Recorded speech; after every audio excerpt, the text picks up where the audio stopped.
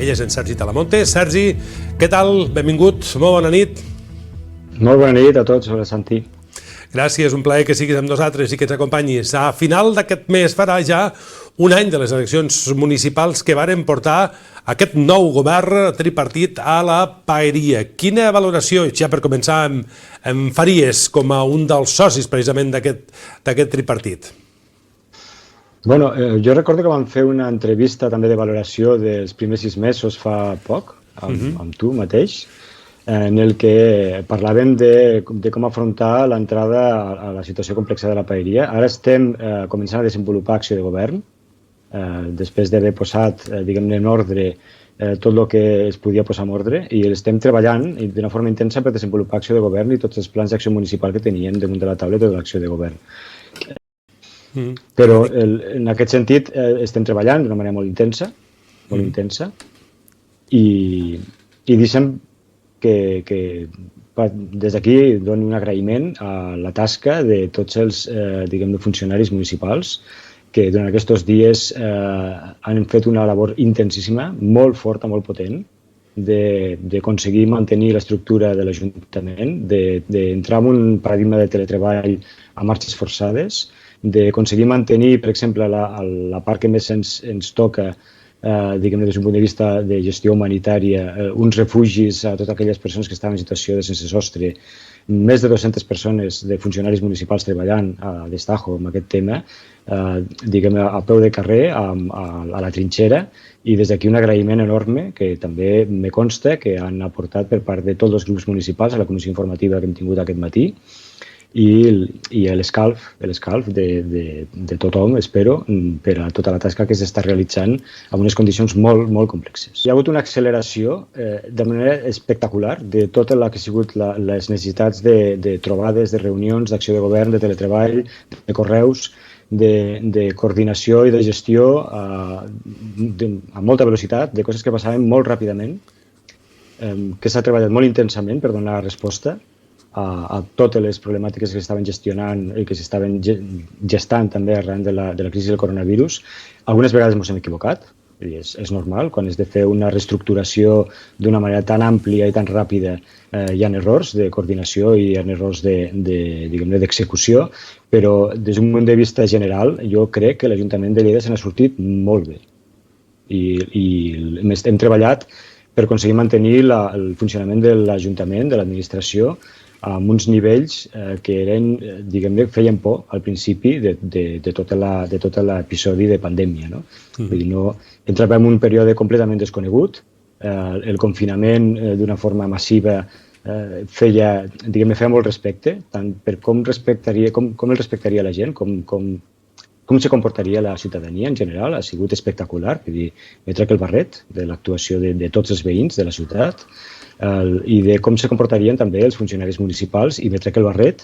de l'actuació i del compromís de la immensa majoria de la plantilla municipal en les seves labors de funcionari públic. Malgrat tot el que hem vist, sembla ser que no hem après massa cosa, oi?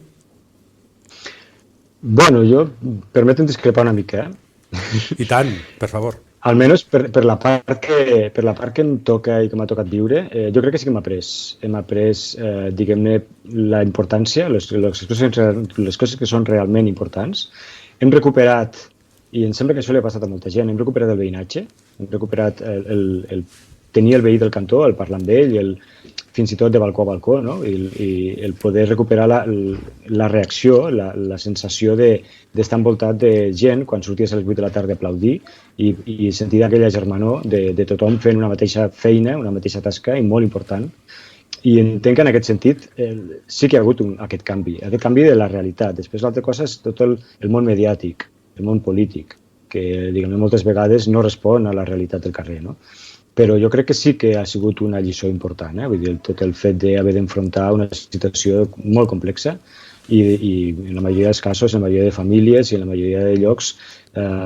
amb una complexitat molt, molt tremenda, no? Vull dir, des d'un punt de vista tant econòmic com de paralització econòmica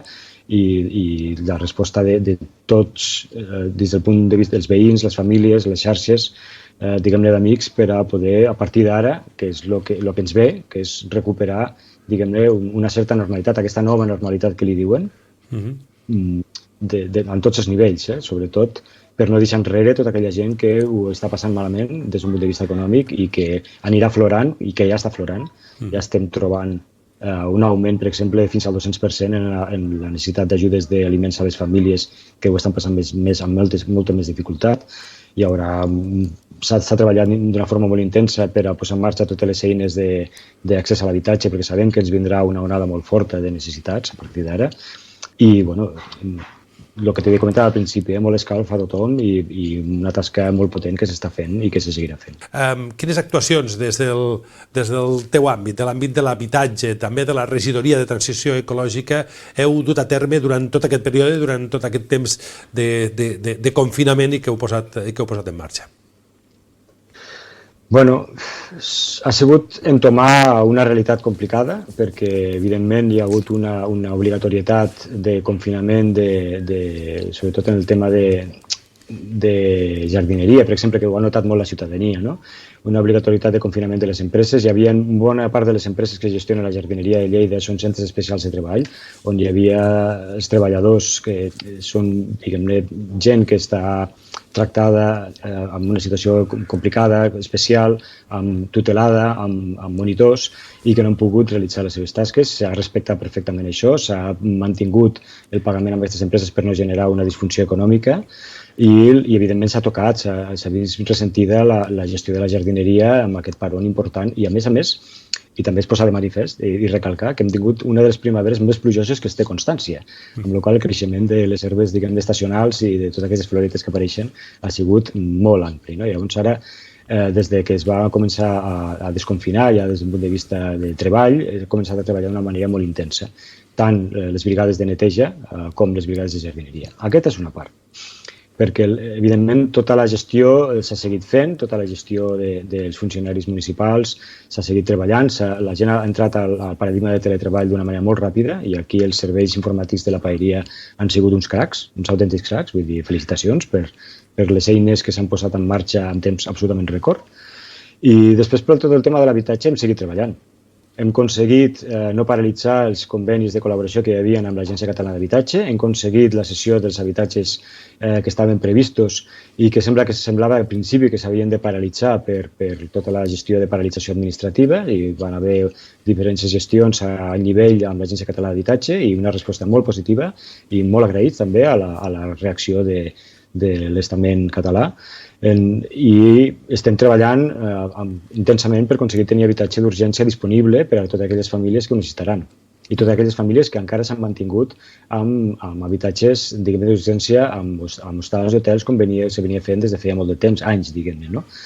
No tenim constància de situacions complexes perquè s'ha paralitzat tot, s'ha paralitzat qualsevol tipus de desnonament, s'han paralitzat els talls de subministres, s'ha paralitzat,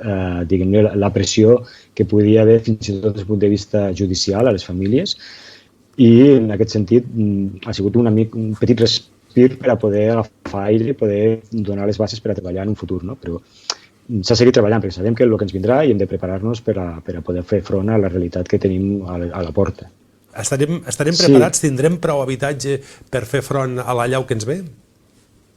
Bueno,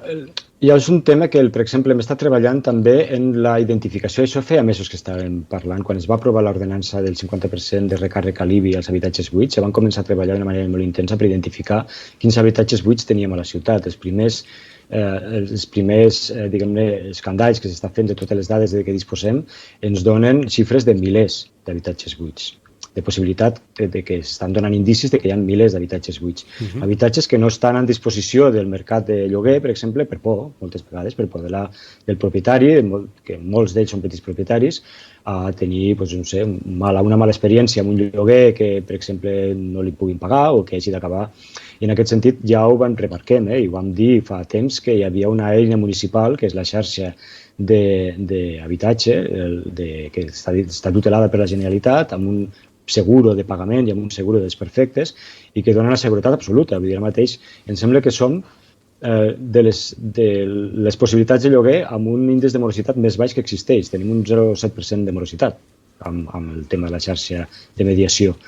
I en aquest sentit, el que estic fent és animar a tothom a que porti aquest habitatge buit que pugui tenir, que si no acabarà rebent un recàrrec de l'IBI, que potser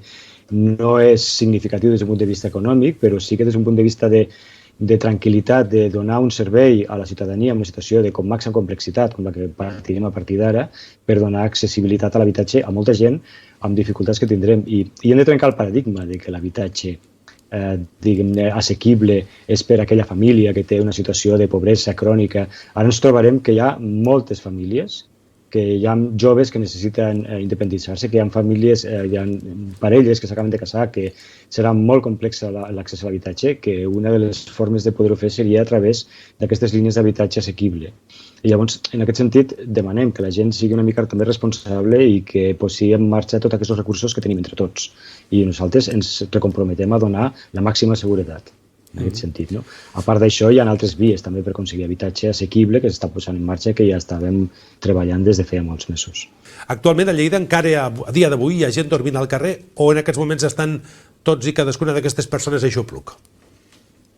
Encara hi ha gent dormint al carrer. I serà molt difícil que no hi hagi gent dormint al carrer perquè heu de tenir en compte que l'accés al pavelló és voluntari.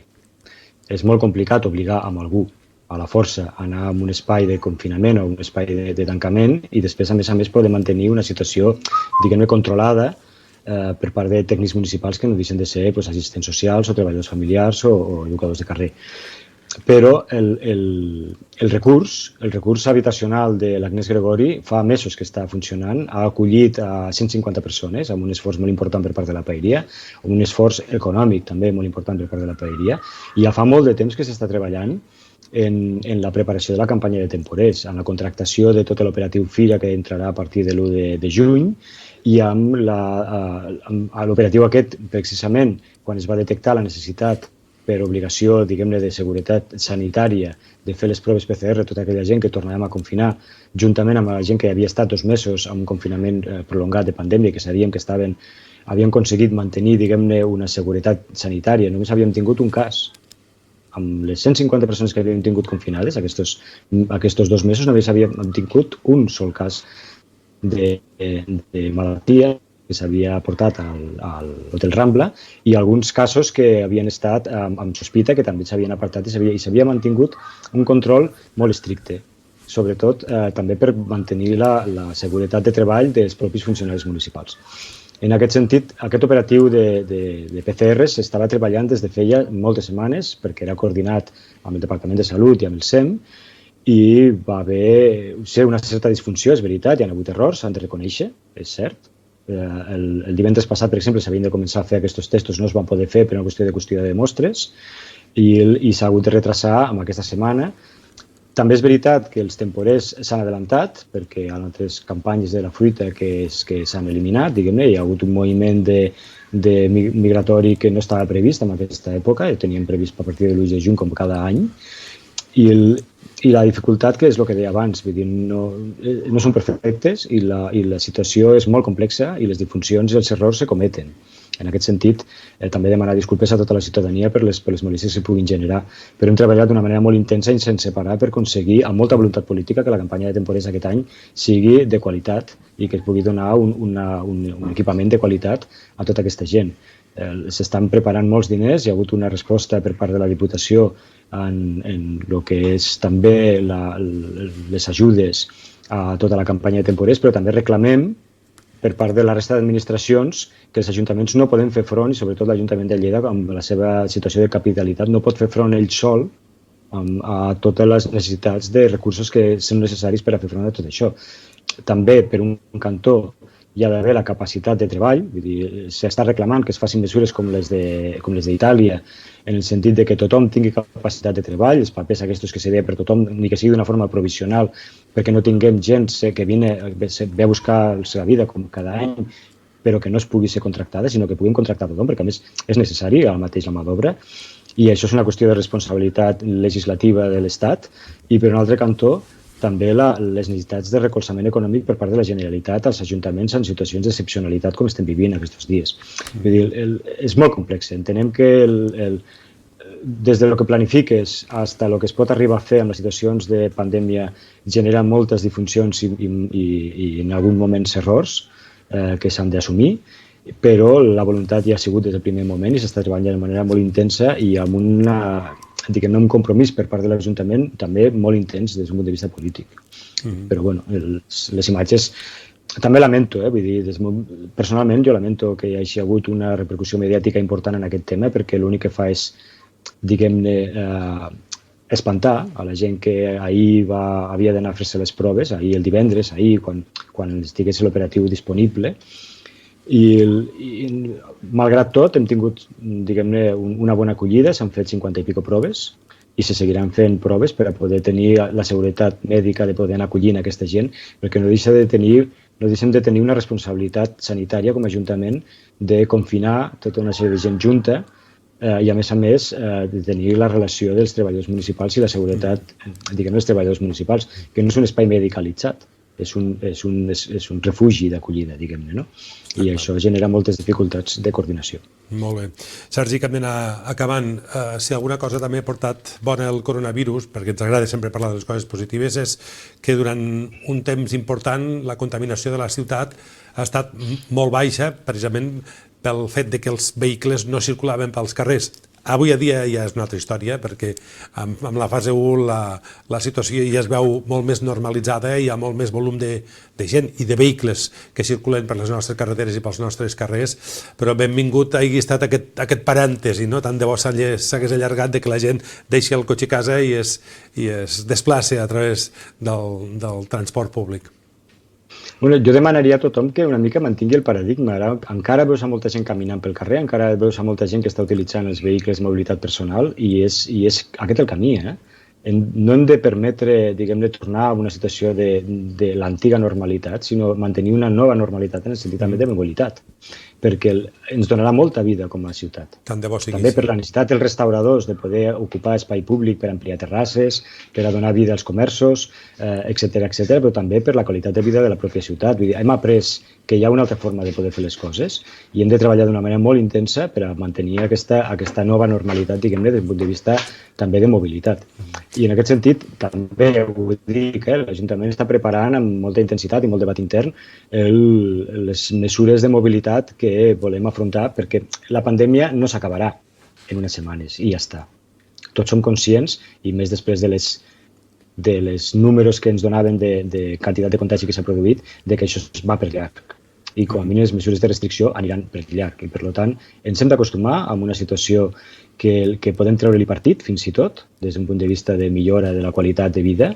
i malgrat tot el que hem hagut de patir, podem treure-li, diguem-ne, una part positiva. I en aquest sentit animo a tothom que mantingui aquestes ganes de sortir al carrer i ocupar l'espai públic, amb distàncies de seguretat, evidentment. Doncs Sergi Talamonte, regidor d'Habitatge i Transició Ecològica, tercer tinent d'alcalde de la Paeria de l'Ajuntament de Lleida. Gràcies per haver-nos acompanyat en el dia d'avui. Com sempre, és un plaer parlar amb tu. Que vagi molt bé. És un plaer, Santi, sempre.